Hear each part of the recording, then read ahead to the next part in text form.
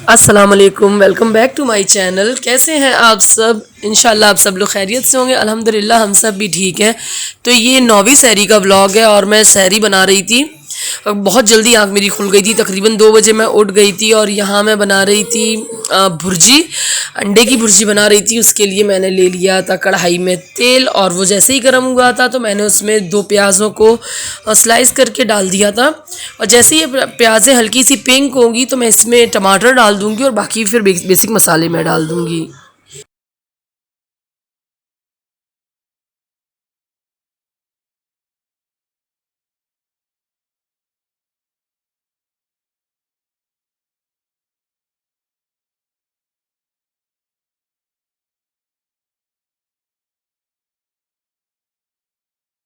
और प्याज़ों ने अपना कलर चेंज कर दिया था तो मैंने इसमें चॉप टमाटर और हरी मिर्चें डाल दी थी। बाकी कोई चीज़ नहीं डालूँगी मैं इसमें, नमक अभी डाल करके और बस टमाटरों को गलने के लिए छोड़ दूँगी। और इसमें डाल दूँगी मैं हल्दी, हाफ़ टी स्पून और सिर्फ हल्दी, बाकी ना कोई अदरक लहसुन कुछ भी नहीं डालूँगी। बस ऐसे ही ये हरी मिर्चों में और पक कर के ये तैयार हो जाएगा।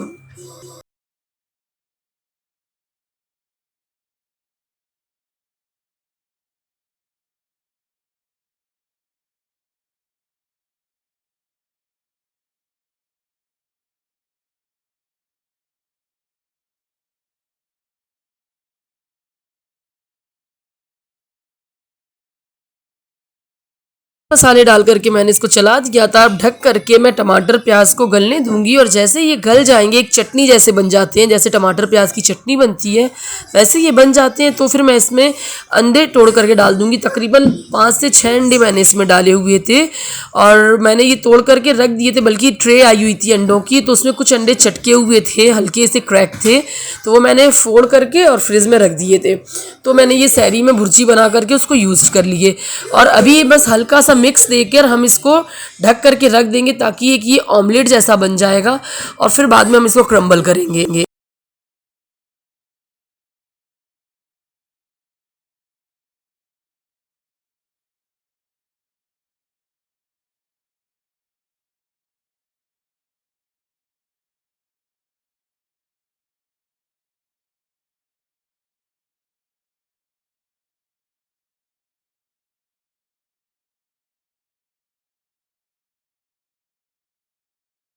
और थोड़ी ही देर में ये ऑमलेट जैसा बन गया था तो मैंने इसको क्रम्बल करके भुर्जी का शक्ल दे दी थी और भुर्जी बन करके तैयार थी। तो मैंने उसको और यहाँ अब मैं बनाने लगी थी लस्सी और लस्सी के लिए मैंने एक भगोनी ले ली थी।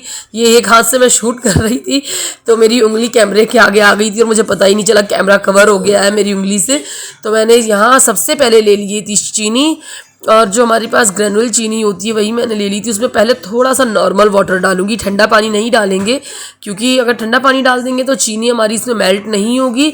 तो ये डाल करके हम चीनी को अच्छी तरीके से चम्मच से घोल देंगे और जब ये घुल जाएगी तब हम इसमें दही डालेंगे। और ये देखिए मज़े की दही तैयार है। ये मेरी घर की जमी हुई दही होती है और सच में इतनी सौंधी दही जमती है ना घर में। बाहर की कुछ हल्की खट्टी और थोड़ा सा अलग इसका उसका टेक्सचर होता है और घर की जमी हुई दही बहुत ही अच्छी होती है। तो मैं इसमें डाल लूँगी दही और बाद में इसको मैं हैंड ब्लेंडर से, जो हमारे पास विस्कर है, उससे हम विस्क कर लेंगे।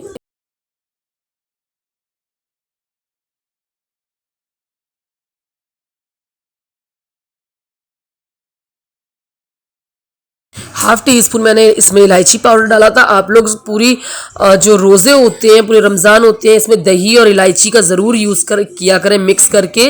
ये सारा दिन प्यास की शिद्दत नहीं होने देता है और एक मतलब अंदरूनी ठंडक जैसी रहती है। और जैसे ही हमारी लस्सी का दही फेंट लिया था हमने तो इसमें मैंने डाल दिया था ठंडा चिल्ड पानी जो कि फ्रिज का था। आइस क्यूब नहीं डालती हूँ मैं, ठंडा पानी डाल लेती हूँ और जितनी पतली मुझे करना होती है उतनी मैं कर लेती हूँ। और अब यहाँ पे मैं बनाने लगी थी पराठे और पराठे भुर्जी लस्सी, और अगर बच्चों को बन या पाव खाना होगा तो वो उसके लस्सी के साथ मक्खन लगा के बन खाते हैं, बटर लगा के। मेरी बेटी तो वही खाती है, सिर्फ लस्सी और मक्खन लगा हुआ बन। तो ये थी हमारी सहरी और सहरी करने के बाद मैं सारा किचन समेट लूँगी, बर्तन वगैरह मांज करके, और अजान होने के बाद मैं नमाज़ पढ़ के कुरान शरीफ पढ़ने बैठ जाऊँ।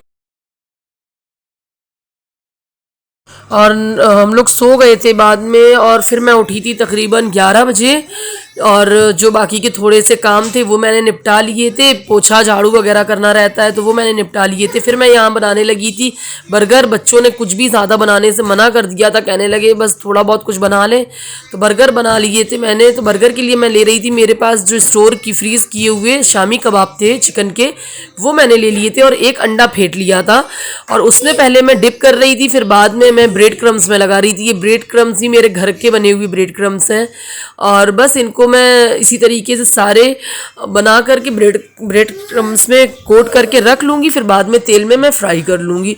और एक एक कर जैसे ही तेल गर्म हुआ था, फिर एक एक करके मैंने सारे शामी कबाब को लगा दिया था तेल में, और इनको मैंने फ्राई कर लिया था। डार्क क्रिस्पी से ये फ्राई हो गए थे, और इतने मज़े के लग रहे थे ना, बहुत ही अच्छे लग रहे थे ये। तो बस जो कुछ तैयारियां मैंने करके रखी हुई थी रमज़ान के लिए, प्री प्लान करके रखा हुआ था ना, उसने मुझे इतना हेल्प दिया है कि इबादत का भी वक्त मिल जाता है, और थोड़े बहुत जो काम करना होते हैं रमज़ान में थकान ज़्यादा होती है तो आराम करने का भी वक्त मिल जाता है। तो बस इतनी जल्दी फटाफट ये बर्गर बन के मेरे तैयार हो गए थे।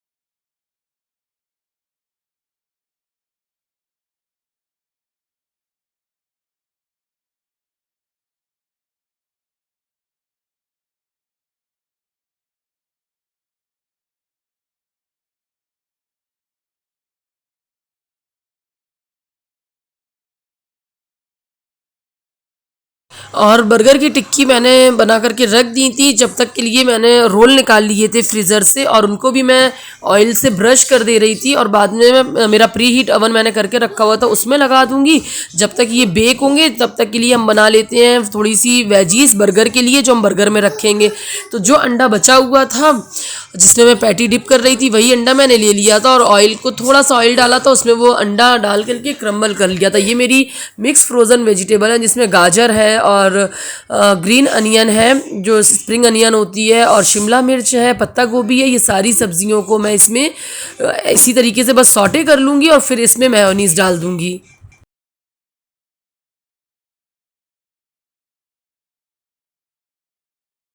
तो इसमें मैंने डाल दी थी होममेड शेज़वान चटनी, और फिर मैंने इसमें डाली थी मेयोनीज़, और नमक मैंने ऐड नहीं किया था, और कोई भी हर्ब्स मैंने नहीं डाले थे सिवाय ऑरिगेनो के, और रेड चिली फ्लेक्स भी मैंने नहीं डाले थे, क्योंकि इसमें ये जो हमने चटनी डाली हुई है शेज़वान चटनी, इसमें सारे मसाले सभी कुछ अवेलेबल है। बस 1 से 1.5 टीस्पून भर करके मैंने मेयोनीज़ का डाल दिया था, और इसको फ्लेम बंद करके मिक्स कर लिया था।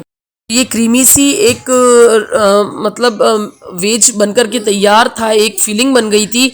तो इसको बर्गर में रखा था ना, तो सच में ये इतनी मज़े की लग रही थी ना। एक तो ये बिल्कुल सिंपल थी और बहुत मज़े की लग रही थी। 1/2 टीस्पून मैंने यहाँ पर सिर्फ ऑरिगेनो और मिक्स इटालियन हर्ब डाला था। कुछ चीज़ें जब वॉइस ओवर देते हैं ना, तो थोड़ी सी इतनी लेट रिकॉर्ड हुई होती हैं ना कि दिमाग में याद नहीं रहता है कि क्या डाला था। जब वीडियो क्लिप देखते हैं तब याद आता है कि अरे हाँ, ये चीज़ भी डाली हुई थी। और सारे बर्गर मैं यहाँ पर स्लाइड्स कर लूँगी बीच से। अच्छा, यहाँ पर बर्गर बन अच्छे नहीं मिलते हैं, बहुत ज़्यादा जो मीठे बन आते हैं ना, बस वही मिलते हैं। जो तिल के लगे हुए आते हैं ना बर्गर बन, वो यहाँ पर नहीं मिलते हैं। तो बस ये मैं नॉर्मल से मैंने बर्गर बन ले लिए थे। इसमें मैं मेयोनीज़ लगा रही थी, और थोड़ा सा मस्टर्ड सॉस मैं इसमें डालूंगी। हर उसमें मस्टर्ड, ये देखिए मैंने हिलाया नहीं था ना, तो थोड़ा सा पानी आ रहा था, तो शेक ज़रूर कर लिया करें। और मस्टर्ड सॉस और मेयोनीज़ लगा करके एक बर्गर का जो हिस्सा होगा उसमें मस्टर्ड सॉस और मेयोनीज़ लगाएंगे, और दूसरे वाले में हम जो मेरे पास वो और दूसरे हिस्से में सैंडविच स्प्रेड होती है वो मैं लगा लूँगी और अपनी टिक्कियों को और फिलिंग को असेंबल करती जाऊँगी।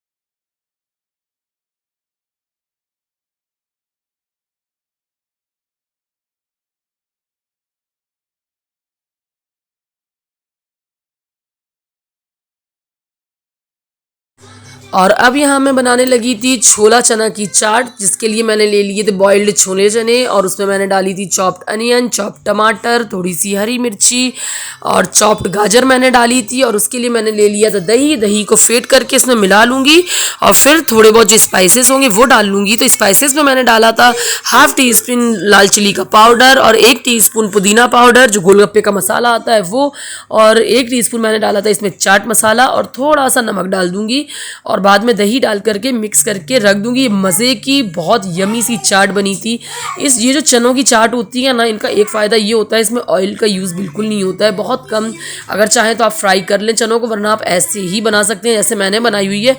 और इसको भी फ्रिज में मैं ठंडा होने के लिए रख दूँगी और बस थोड़ा सा हरा धनिया काट दूँगी और फ्रिज रैप कर दूँगी इसको।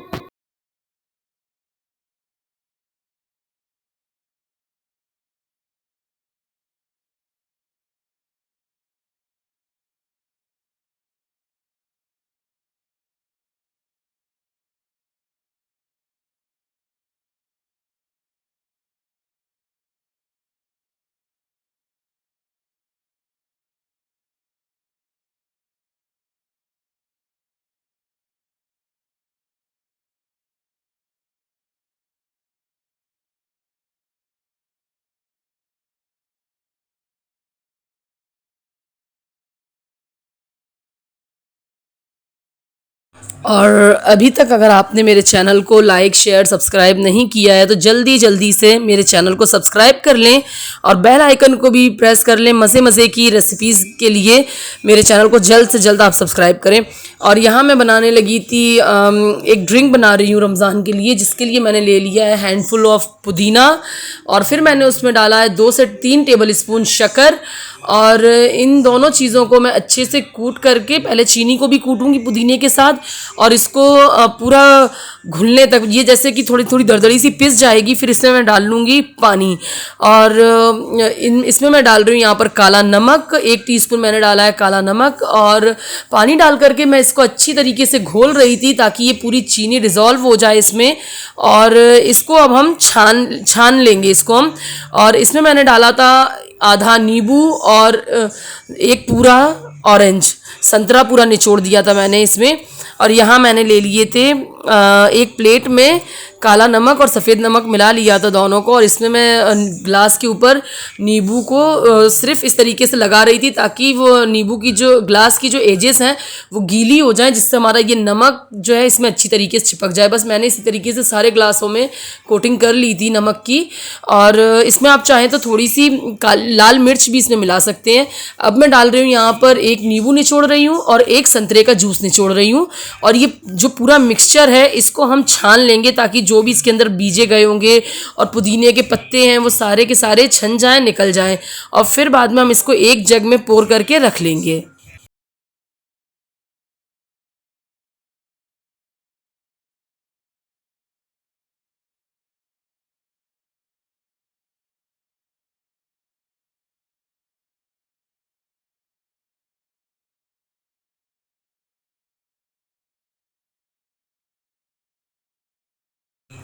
और इसको देखिए मैंने छान लिया था, दबा दबा कर सारा जूस मैंने निकाल लिया था पुदीने का।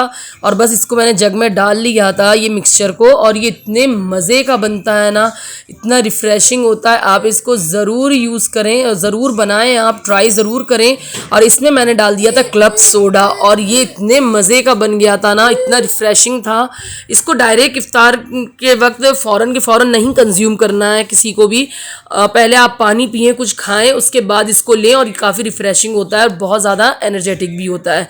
और अब मैं बना लूँगी, चूँकि मैंने बर्गर बनाए हुए थे तो फिर मैंने कोई भी जैसे कि प्याज की पकौड़े या किसी और चीज़ के मैंने पकौड़े फ्राई नहीं किए थे, डायरेक्ट मैंने मकेन ले लिए थे और मकेन को मैं बस ऐसे ही तेल जब हमारा फ्राई हो गया था, जब मैंने फ्रिज से मकेन निकाले थे और उसको निकाल करके और डीप फ्राई मैंने कर लिए थे। ये चिली गार्लिक पोटैटो बाइट्स थी और इनको मैंने फ्राई कर ली थी और बस यही मेरा अफ्तार था। और यहाँ पर मैं थोड़े से पापड़ भी सेक लूँगी और क्योंकि तंजील खा लेता है, थोड़ा बहुत सूखा जैसा चीज़ें होती हैं तो वो खा लेता है।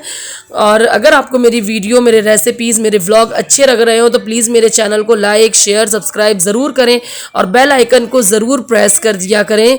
तो मिलूंगी मैं आपसे नेक्स्ट वीडियो में अगली नई रेसिपीज़ के साथ, नए व्लॉग के साथ। तब तक के लिए दुआओं में याद रखें। खुदा हाफिज़, बाय बाय।